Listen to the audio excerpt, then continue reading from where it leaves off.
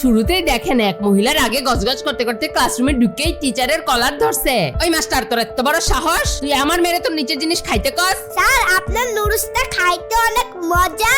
তিতলির মা, আমার মনে হয় আমাদের মধ্যে কোনো ভুল বুঝাবুঝি হচ্ছে। কিসের বলবো যাবজি? এত ছোট্ট একটা বাচ্চা কি মিথ্যা বলতে পারে? ভাবি, এখনকার বাচ্চারা হয়তো মিথ্যা বলে না, কিন্তু তারা বানিয়ে বানিয়ে কথা বলে। তারা অনেক সময় এমন ভাবে কথা বলে যে বড়দেরও হার্ট অ্যাটাক হতে পারে। প্রমাণ হিসেবে সে তার নিজের পোলার কাহিনী বলা শুরু করলো। আম্মু, আজকে স্কুলে পচা খাবার দিছে, খাবারে পোকার গর্ত ছিল। কি বলস? খাবারে পোকা?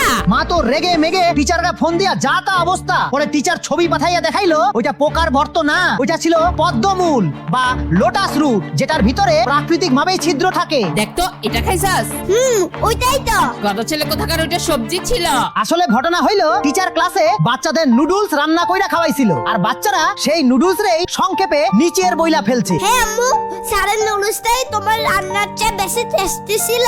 ইস স্যার, আমি আসলে বুঝতে পারি নাই, আমারে মাফ কইরা দেন। এদিকে দেখেন আরেক কাহিনী। এই ভাইজান যখন বিদেশ থাইকা ফিরলো, তার পোলা তারে এমন এক কাহিনী শুনাইছে যে বেচারা প্রায় ডিভোর্স দেওয়ার প্রস্তুতি নিয়ে ফেলছিল।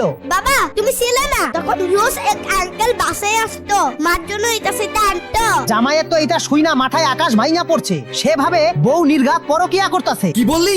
রোজ আসতো, এমনকি রাতেও?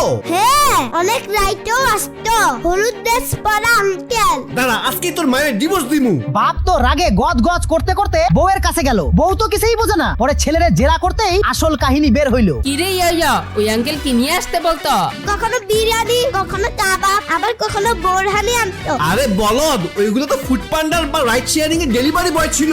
বাচ্চার সংসারটাই ভাইঙা ফেলছিল। তাই কই কি ভাই ও বোনেরা, বাচ্চাদের কথা শুই না হুট হাট রিয়েক্ট কইরেন না। বাচ্চারা অনেক সময় না বুঝাই দিল রে পাল বানায়।